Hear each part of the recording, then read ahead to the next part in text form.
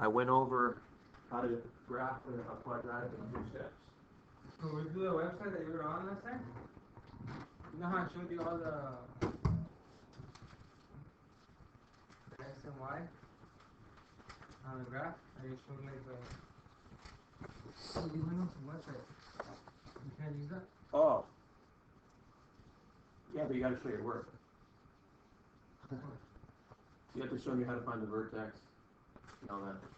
So you can go there to verify that your graph's correct, but you gotta show me all the work. So step 1. Ready? Step 1 is find the vertex. The vertex is a point on our graph paper. Negative b over 2a. And then whatever y is after you punch in negative. Whatever you get for this x value, put it back in here to get your what your y is. Remember, y is the same as f of x. So, what is my a, b, and c here? What is my a, what is my b, and what is my c? Anybody, what's my a here? Thank you. The coefficient of x, 1. B would be what? Thank you, and c would be 3. So, let me use my formula now to figure it out. Negative 1 times b in this case is negative 4, all over 2 times, look up guys, all over 2a. So watch this. Negative times negative is positive 4 over 2.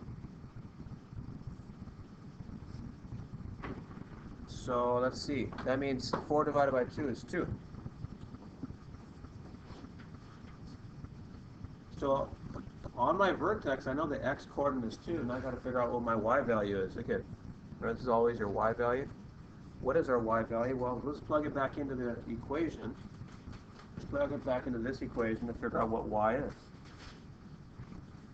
So let me use a red pen. So, yes?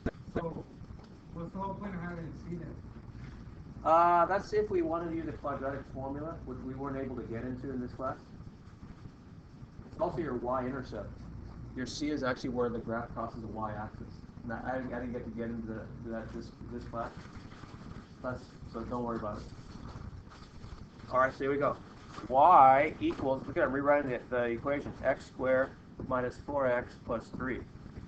Notice I replaced f of x with y. Because remember, y and f of x mean the same thing.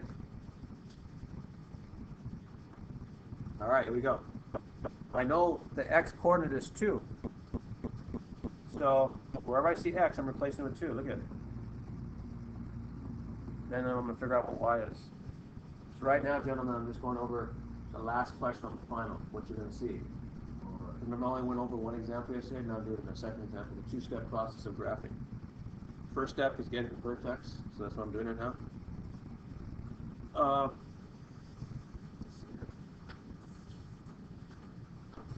So y then, let's do order of operations. 2 times 2 is 4. 2 times 2 is 4. Negative 4 times 2 is a negative 8 plus a 3. So I have y equaling 4 plus negative 8 is negative 4 plus a 3.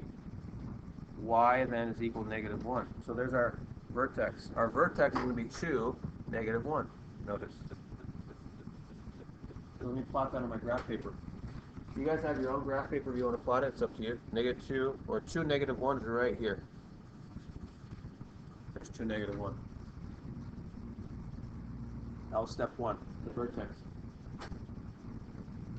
Step 2, x-intercepts. Where does this graph cross the x-axis? Well, remember yesterday we replace y with 0. Replace y with 0. So let me rewrite the equation now.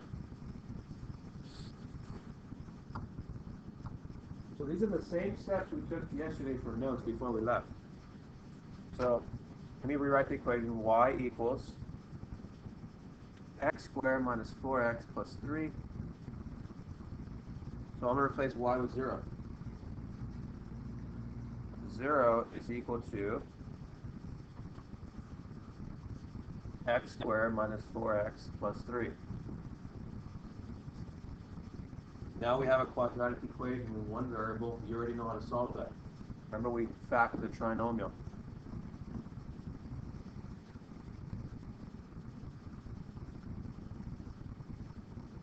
So, x and x go here. That's easy. No brainer.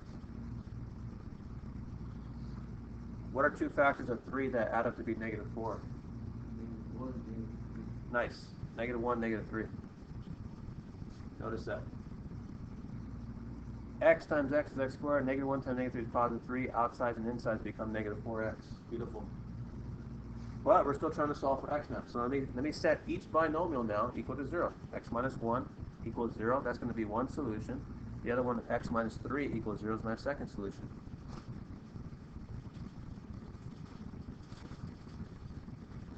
So let's get x by itself. I'll add 1 to both sides. X equals 1. We add 3 to both sides. X equals 3. So what does that mean? Remember, y was 0 here. I replaced y with 0. That means these 2 points, if I put them in ordered pair form, y is 0. Look at it. The y coordinate is 0, and the x here, x is 1 right here, and x is 3 right here. Just put it on my desk, ladies. Thank you. Thank you. So 1, 0, 3, 0. Watch this. It's bottom.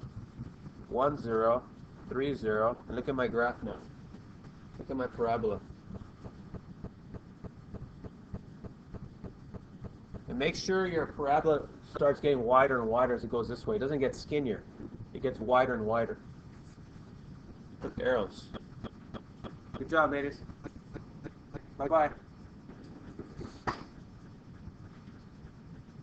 There's your parabola. So look at, we got the x-intercepts. X-intercepts are right here. We're across the x-axis, and here's your vertex. X-intercept, x-intercept, vertex. That's what that'll be number 5 on the final, which I'm about to post up right now. Okay.